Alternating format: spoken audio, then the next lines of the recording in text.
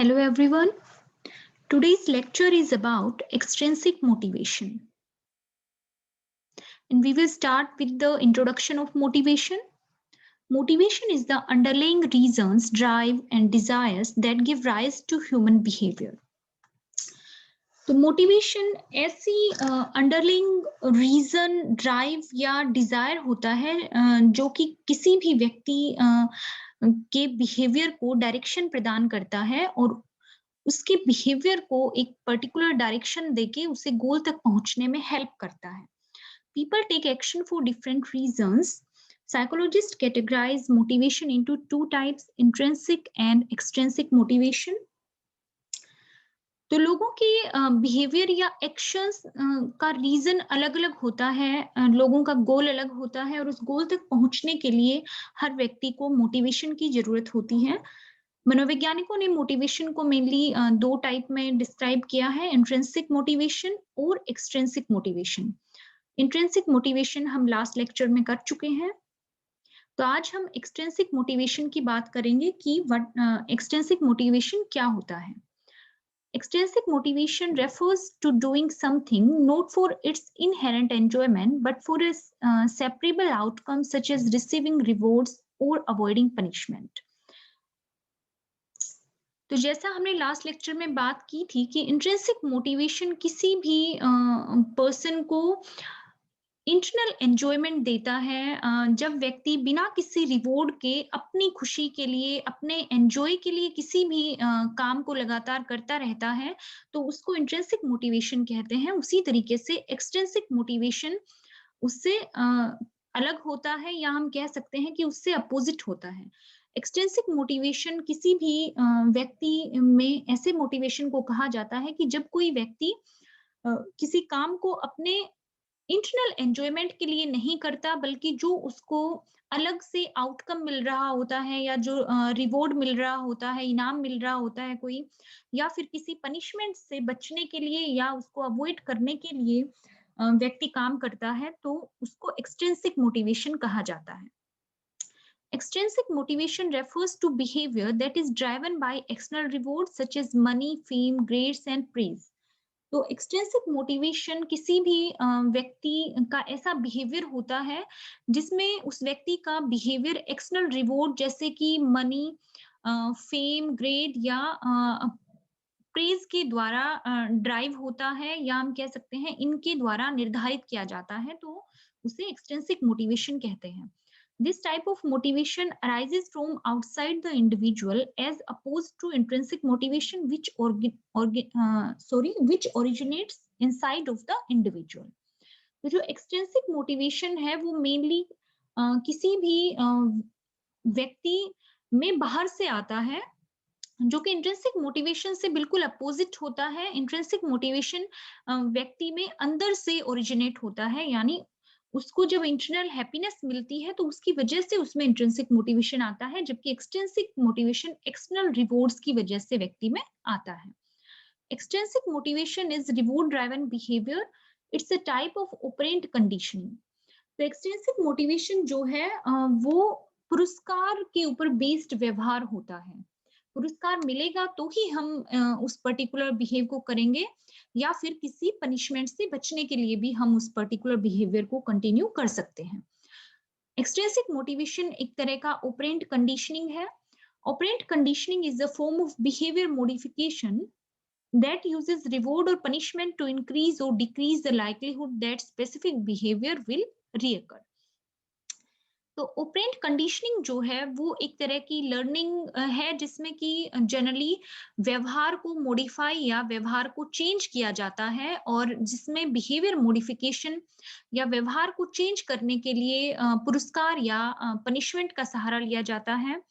और पुरस्कार और पनिशमेंट का सहारा लेकर किसी एक पर्टिकुलर बिहेवियर को बढ़ाया या घटाया जा सकता है. यानी हमें जिस बिहेवियर को बढ़ाना है या कम करना है उसके लिए हम या तो व्यक्ति को पुरस्कार दे सकते हैं या हम उसको पनिशमेंट दे सकते हैं.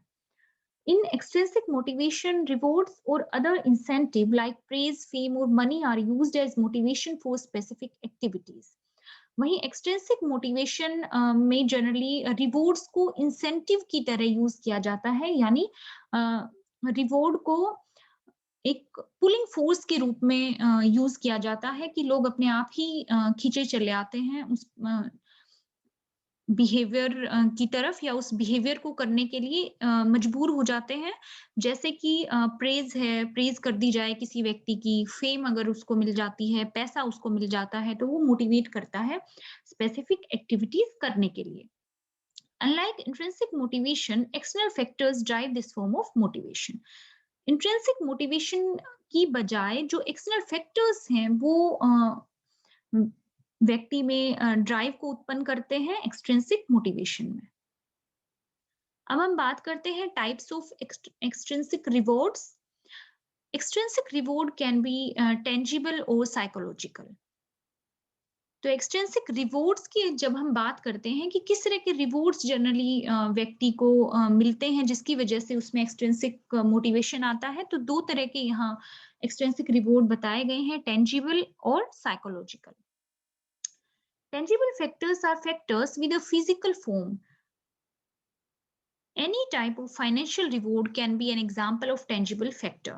तो जो tangible factors हैं या tangible rewards हैं, वो ऐसे factors या reward होते हैं जो कि physical form में होते हैं, यानी जिनको हम साफ तौर पर देख सकते हैं, जिनकी क्वांटिटी हमें साफ तौर पर दिख सकती है, जिनका आकार प्रकार हम देख सकते हैं, जिनकी फिजिकल फॉर्म विजिबल होती है, उनको टेंजिबल फैक्टर्स या टेंजिबल रिवॉर्ड्स कहा जाता है। तो किसी भी तरह का फाइनेंशियल रिवॉर्ड टेंजिबल फैक्टर हो सकता है।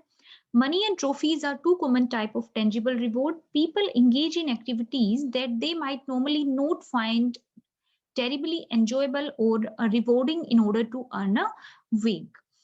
तो किसी भी तरह की मनी या ट्रॉफी अगर किसी व्यक्ति को मिलती है तो नॉर्मली इनको टेंजिबल रिवॉर्ड में काउंट किया जाता है, क्योंकि इनको हम इजीली देख सकते हैं, एक पर्टिकुलर फिजिकल फॉर्म में होते हैं ये। तो जनरली जो लोग नॉर्मली इन एक्टिविटीज में इंगेज नहीं होते हैं या फिर एन्जॉयबल नहीं लगती हैं उनको रिवॉर्डिंग, तो उनके लिए टेंजिबल रिवॉर्ड एक मोटिवेशन का काम कर सकते हैं, और टेंजिबल रिवॉर्ड पाने के लिए व्यक्ति में एक्सट्रिंसिक मोटिवेशन आ सकता है। एथलीट्स ऑफन एंगेज इन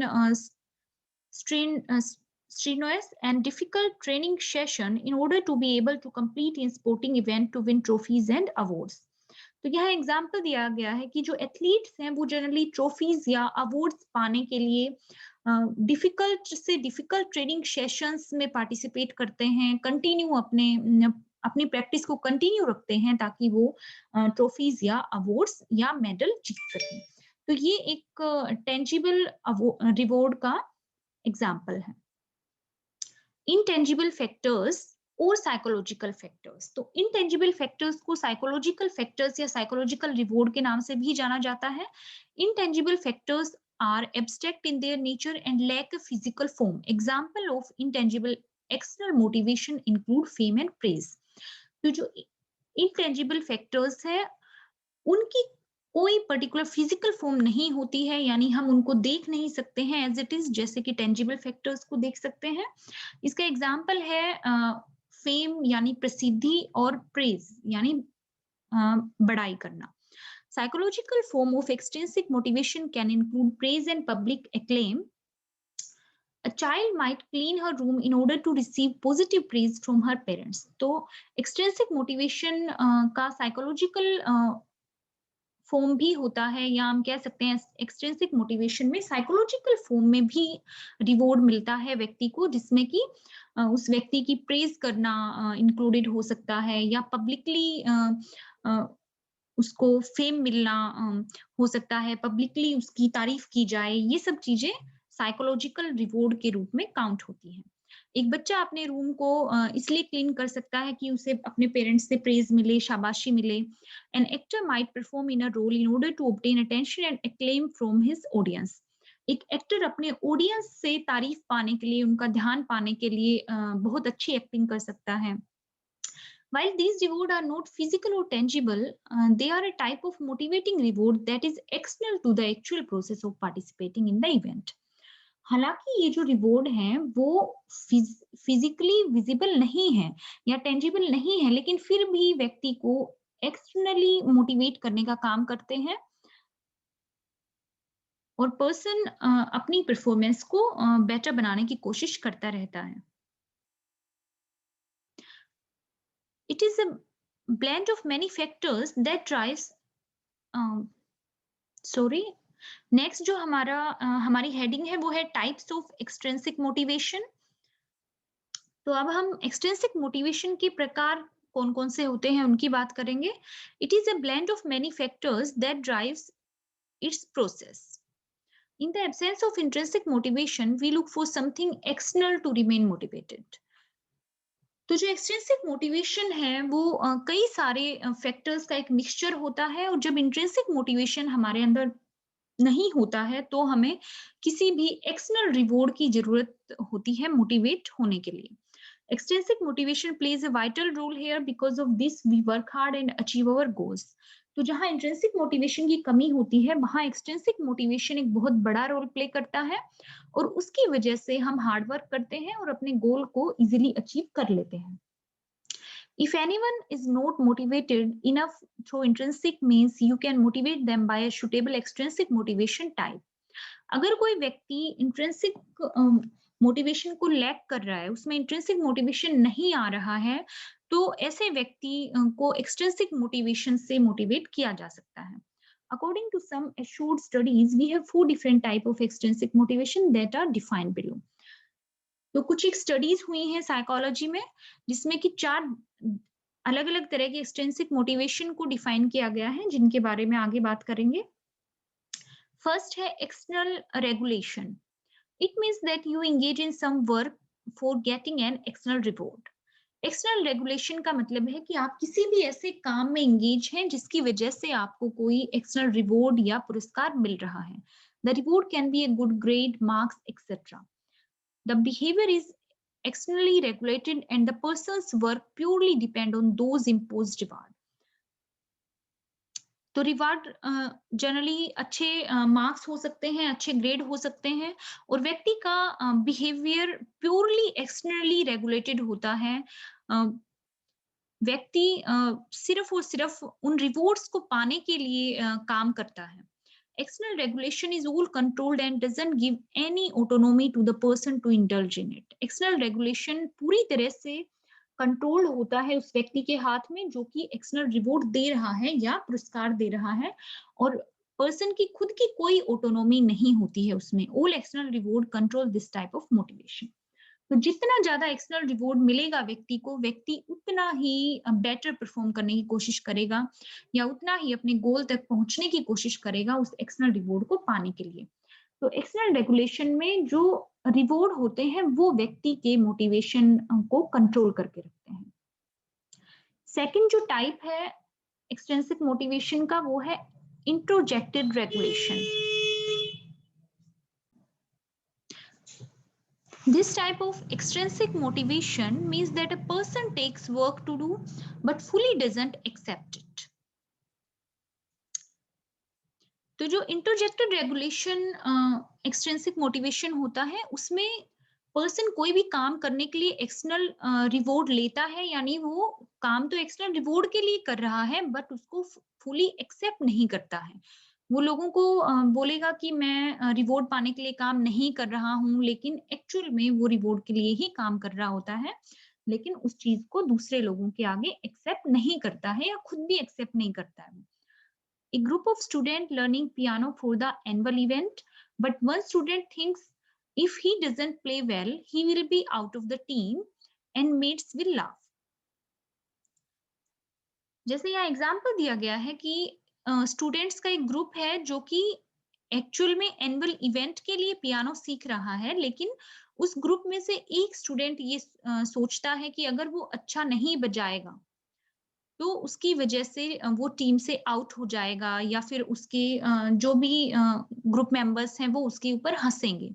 यानी यहाँ पर टीम से आउट होना उसके लिए पनिशमेंट का काम कर रहा है. या उसके जो ग्रुप के मेंबर्स हैं वो उसके ऊपर हंसेंगे, ये भी उसके लिए पनिशमेंट का काम कर रहा है। तो वो उस पनिशमेंट से बचने के लिए अच्छा बजाने की कोशिश कर रहा है, लेकिन वो दूसरों के आगे इस चीज को एक्सेप्ट नहीं करेगा और वो ये बोलेगा कि मैं एनुअल इवेंट के लिए अच्छा पियानो बजाना सीख रहा हूँ। Here the student reluctantly play the piano out of the fear of thrown out of the team. He is not accepting any reward here, instead feel introjected. It drives him to play the excellent piano. तो यहाँ वही same बात हो रही है कि यहाँ जो स्टूडेंट है उसको लगातार ये डर बना रहेगा कि कहीं पियानो खराब बजाने की वजह से उसको टीम से बाहर ना निकाल दिया जाए। हालांकि उसको एज सच कोई पुरस्कार नहीं मिल रहा है, लेकिन उसको कहीं ना कहीं ये डर रहता है और कहीं न कहीं उस पनिशमेंट से बचने के लिए वो इंट्रोजेक्टेड फील करता है और बहुत ही अच्छा पियानो बजाना वो सीख जाता है। In this type of extrinsic regulation, the internal factors also work.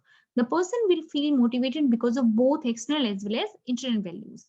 तो जो इंटरजेक्टेड रेगुलेशन है वहां पर एक्सटर्नल फैक्टर्स के साथ साथ जो इंटरनल फैक्टर्स है वो भी काम करते हैं और पर्सन एक्सटर्नल और इंटरनल दोनों फैक्टर्स से मोटिवेटेड रहता है।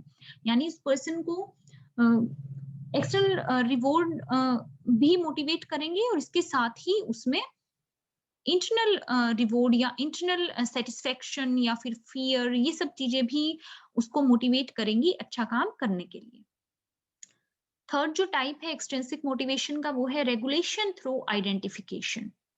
This type of extrinsic motivation is less controlling in comparison with others. जो रेगुलेशन थ्रू आइडेंटिफिकेशन टाइप है एक्सट्रिंसिक मोटिवेशन का वो बाकी दूसरे टाइप से लेस कंट्रोलिंग होता है। It means the person fully values the goals which he और she came across and also believes that the activity for accomplishing the goal is essential. यानी कि इस तरह के एक्सट्रिंसिक मोटिवेशन में जो व्यक्ति है वो लक्ष्य को पूरी वैल्यू देता है, अपने गोल की वैल्यू समझता है और उस गोल को अचीव करने के लिए हर एक नेसेसरी एक्टिविटी करता है और उस गोल तक पहुंचना जरूरी समझता है। These people work on getting the goal and get it through their hard work. तो ये लोग गोल का महत्व समझते हैं और गोल तक पहुंचने के लिए पूरा हार्ड वर्क करते हैं और जब तक गोल तक नहीं पहुंच जाते हैं तब तक वो नहीं रुकते हैं। For example, student studies for any good national level exam clearing go to her dream college. Example यहाँ दिया गया है कि एक स्टूडेंट है वो एक नेशनल लेवल एग्जाम के लिए तैयारी कर रहा है, उसको अपने ड्रीम कॉलेज में जाने के लिए उसको क्लियर करना है। Here the selection of the college is a personal decision, but to excel in the exam is an external reward. तो यहाँ पर उस ड्रीम कॉलेज का सिलेक्शन उसका अपना पर्सनल डिसीजन है, लेकिन उस एग्जाम में एक्सीलेंट वर्क करना है, उस एग्जाम को क्लियर करना उसके लिए एक्सटर्नल रिवॉर्ड है। So we can say that the person is motivated relatively through identification. It would be different if a student does it because they think they should go to college like everyone else and will feel like a failure otherwise. Introjected regulation, or because their parents are pressuring them to do so, external regulation. तो यहाँ जो person है वो identification की वजह से motivated है क्योंकि वो पर्सन खुद अपने ड्रीम कॉलेज में जाना चाहता है, वो दूसरों के बारे में नहीं सोच रहा है। उसकी अपनी खुद की एक चॉइस है जो कि उसको मोटिवेट कर रही है एग्जाम में अच्छा करने के लिए और एग्जाम में अगर वो अच्छा करेगा तो उसको लोगों से प्रेज मिलेगी, उसको उसका नाम होगा कि उसने इस अच्छे इंस्टीट्यूट में एडमिशन लिया है या इस एग्जाम को क्रैक किया है। तो वहीं अगर वो बच्चा ये सोचता कि बाकी सब लोग जिस कॉलेज में जा रहे हैं मुझे भी उसी कॉलेज में एडमिशन लेना है, तो इस तरह की अगर चीजें उसमें होती और वो सोचता कि अगर मैंने एडमिशन नहीं लिया यहाँ पर तो लोग मुझे फेलियर समझेंगे, यानी उसमें कहीं ना कहीं फियर होता, तो वो इंटरजेक्टेड रेगुलेशन का एग्जाम्पल होता।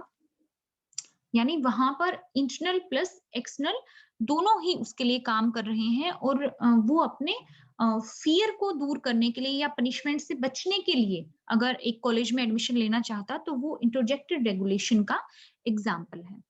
और वहीं अगर वो बच्चा अपने पेरेंट्स की प्रेशर में आकर ऐसा करता तो वो एक्सटर्नल रेगुलेशन का एग्जाम्पल होता। एंड लास्ट जो हमारा टाइप ऑफ एक्सट्रिंसिक मोटिवेशन है वो है integrated regulation. Integration occurs when one has fully taken in the reason for action.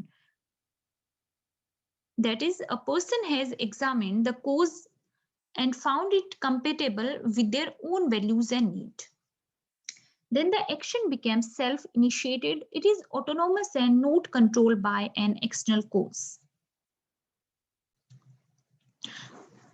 तो इंटीग्रेटेड रेगुलेशन व्यक्ति में तब उत्पन्न होता है जब एक व्यक्ति अपने एक्शंस के पीछे रीजन बताता है कि वो एक पर्टिकुलर गोल क्यों अचीव करना चाहता है, वो एक पर्टिकुलर एक्शन क्यों कर रहा है या एक पर्टिकुलर काम को वो क्यों कर रहा है, उसके पीछे एक रीजन उसके पास होता है। पर्सन अपने हर एक काम के पीछे एक कोज को फाइंड आउट करता है, एक कारण बताता है और उससे पता है कि वो जो काम कर रहा है वो किस वजह से कर रहा है और वो काम उसकी अपनी नीड्स को भी फुलफिल कर रहा है और उसकी वैल्यूज के अकॉर्डिंग है।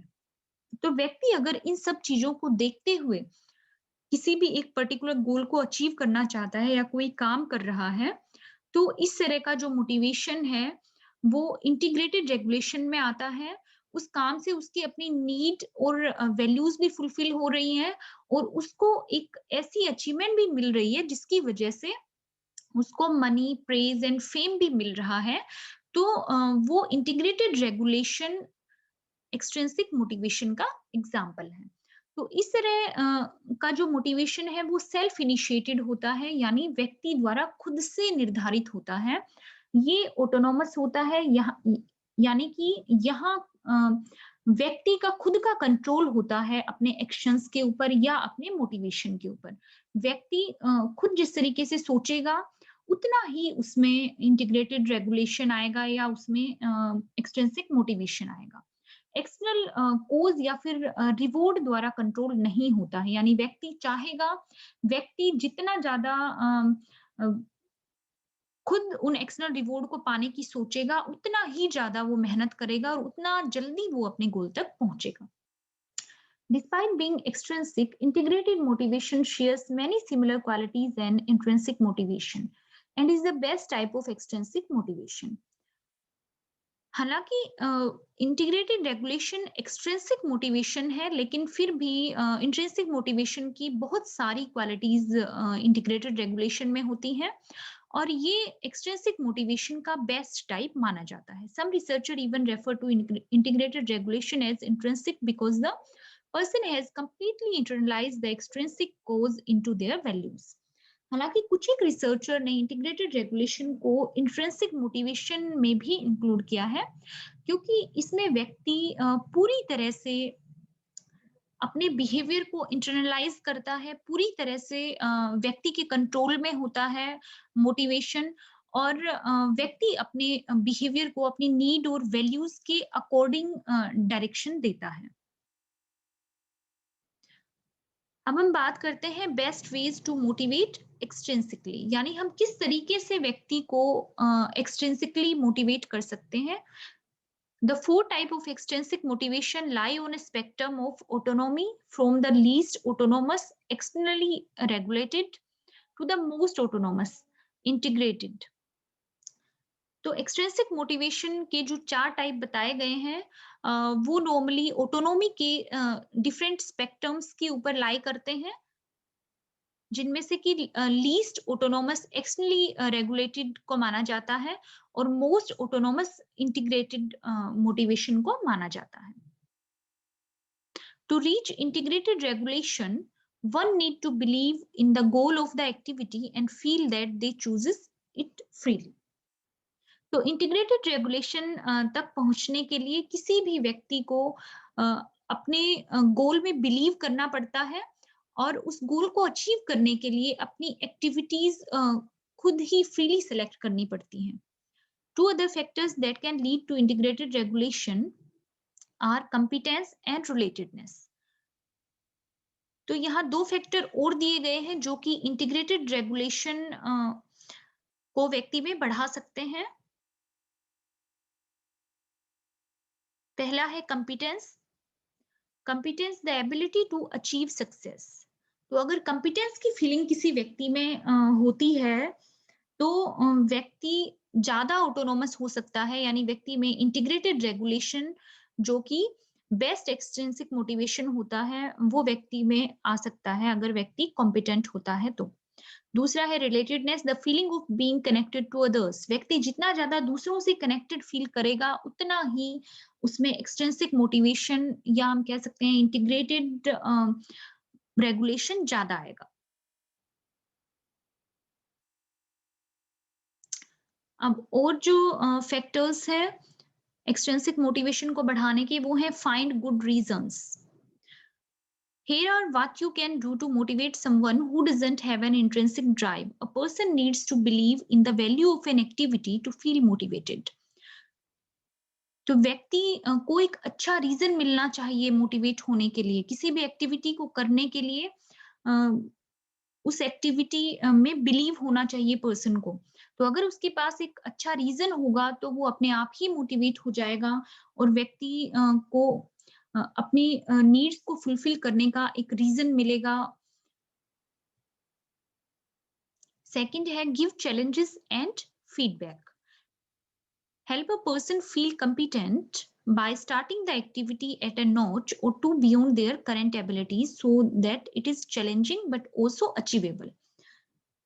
तो किसी भी पर्सन को कॉम्पिटेंट फील करवाने के लिए उसको इस तरह की एक्टिविटीज देनी चाहिए जो कि चैलेंजेबल भी हो और इस तरह की हो कि उसकी एबिलिटीज के अकॉर्डिंग हो, जिनको वो अचीव कर सके। यानी किसी व्यक्ति को अगर आप ऐसी एक्टिविटी दे दोगे जो कि उसकी एबिलिटीज से बाहर है और वो उसको अचीव कर ही नहीं सकता है किसी भी तरीके से, तो वो व्यक्ति मोटिवेट नहीं हो पाएगा।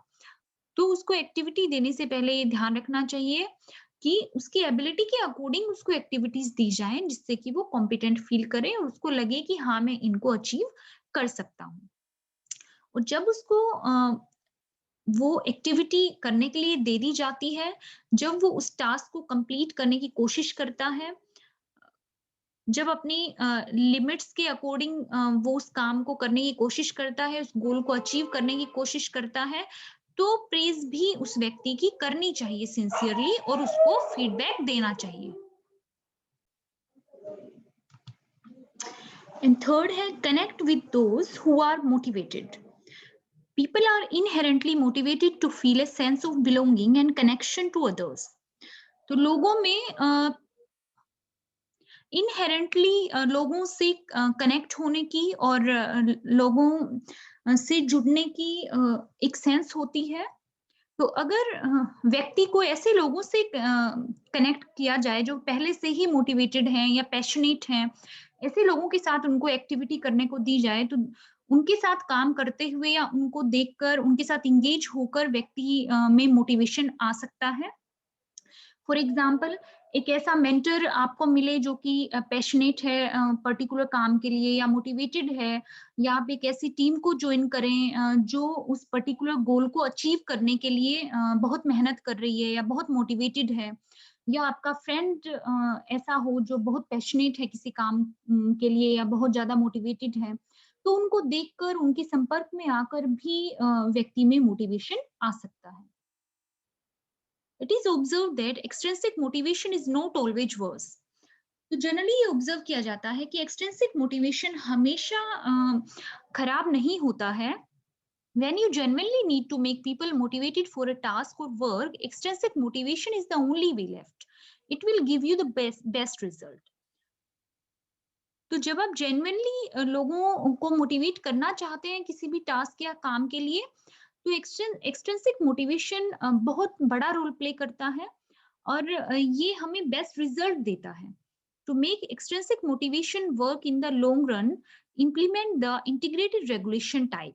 तो एक्सट्रिंसिक मोटिवेशन को अगर लंबे टाइम तक आपको अप्लाई करना है तो इंटीग्रेटेड रेगुलेशन टाइप को इम्प्लीमेंट करने की जरूरत होती है, क्योंकि वो व्यक्ति एक्स्ट्रा रिवॉर्ड के लिए काम करता है लेकिन उसमें उस एक्सटर्नल रिवॉर्ड को पाने उस एक्सटर्नल रिवॉर्ड को पाने के साथ-साथ व्यक्ति में इंटरनल मोटिवेशन भी इंक्लूडेड होता है। एक्सटर्नल रिवॉर्ड वो क्यों पाना चाहता है, उसका रीज़न उसे पता होता है। अपनी नीड को फुलफिल करने के साथ-साथ वो उन एक्सटर्नल रिवॉर्ड को अचीव करना चाहता है। तो व्यक्ति में लंबे समय तक एक्सट्रिंसिक मोटिवेशन बना रहता है। It will help to approach your goal more appropriately. तो ये व्यक्ति को उसके गोल तक पहुंचने में ज़्यादा हेल्प करता है। उसको एक्सटर्नल रिवॉर्ड के साथ-साथ सेल्फ सैटिस्फैक्शन भी देता है। तो एक्सट्रिंसिक मोटिवेशन टॉपिक कंप्लीट हो गया है। यहाँ रेफरेंस दिए गए हैं। थैंक्स।